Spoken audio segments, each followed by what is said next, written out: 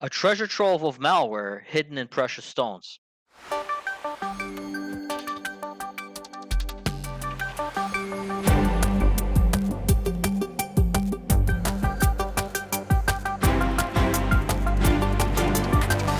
Hi, Stan. Heard you had a story about Bitcoin stealing on the RubyGem site.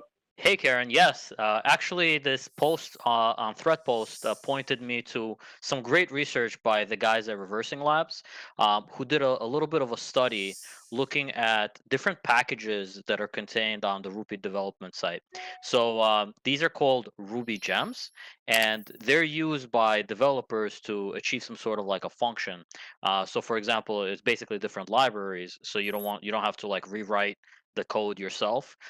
So this is predominant in pretty much every programming language, but in this case, Reversing Labs was basically looking at the Ruby developer libraries, and what they discovered with actually some pretty cool analysis. I like the way that they approached studying this problem, is that there were some packages that were being distributed that looked similar to other packages that were legitimate packages that people put out there or different developers put out there, but they had an extra little attachment inside of them. So they had a little bit of a hidden, I guess, backdoor, so to speak.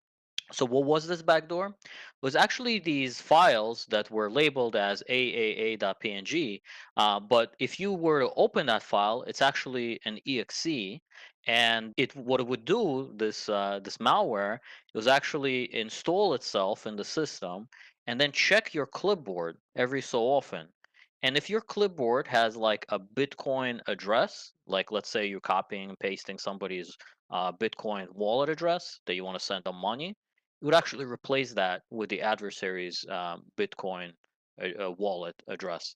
So let's say you were trying to pay somebody in Bitcoin, you were going to do a copy and paste of their address because those addresses are usually very long and are not human readable or pronounceable or anything like that. It's just like this jumble of strings. So probably most people just copy and paste them. But I guess the concept here is when you'd copy it, after you paste it, it would be replaced with the adversary's address. So, and you might not even notice, and you'd make a payment with Bitcoin, it would go to the adversary. So the guys at Reversing Labs, they did a little bit of a study of this, and they try to figure out like maybe who's behind it and what are some of the ways that these gems, these libraries, are being distributed. What they discovered is this concept of typosquatting, but actually for these gem libraries. So here I have like just an example from the article where a legitimate library might be called Atlas underscore client, but an illegitimate library would be Atlas dash client. And you could see how when you're a developer and you want to download the library, you could easily make a mistake between an underscore and a dash. And they even went further and they said, well, we know what the legitimate library is. You could see it's got 6,500 downloads, but you could see the illegitimate library has almost a third as many downloads as well, that people have downloaded this package and perhaps illegitimately put it on their system. At the same time, you could see they try to track down like what are the accounts that are uploading these libraries, and they've tracked it down to two.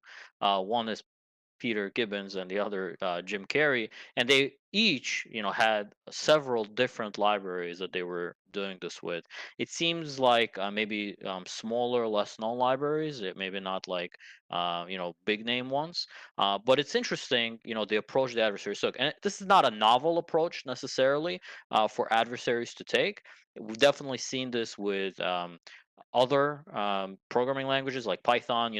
I think just looking at this, the key concept here, I think, for everyone to realize is when you are downloading third-party components or libraries, you do have to be very careful uh, in terms of what you're downloading, because it could have like a hidden gem or a hidden malware or a hidden backdoor associated with it. And if you're not reviewing every component, and you're just kind of downloading them to try different things, you might become a victim of something like this.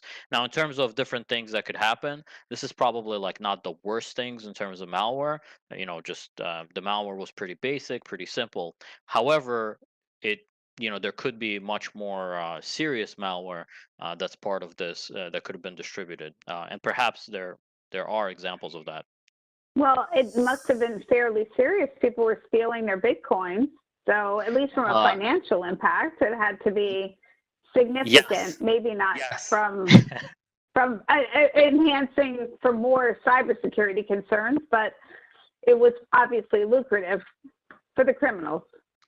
Definitely, and you could see that there were basically 700 plus different libraries that they put out there, probably to make sure that they get this to as many developers as possible. It'd be interesting to see an analysis of what the wallets were, like how many Bitcoins they were actually able to redirect to the wallets as a result of the Typosquatting that they did. Yes, and I would encourage everyone to read the original write-up from Reversing Labs, because they have the wallet, and you can even do that analysis yourself if you're feeling a little analytical today. Yeah, that's pretty smart though. That's a pretty clever. Definitely, I think it shows that you can use Typosquatting, not just for domain names, and anyone can fall victim to this. And in terms of development, it's really nice to have your development team like directly be able to connect to the internet, download as many packages as they want. But I think this is something that people talk about as a potential threat. But here's an example of an implementation of this threat.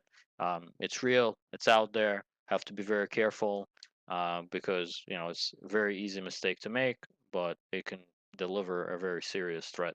From an enterprise perspective, it's important to understand what type of open source components you're using in your software development lifecycle. That way, when these types of things do come to light, you're able to go back and effectively identify instances of that inside of your application portfolio and take remediation action quickly. Yes.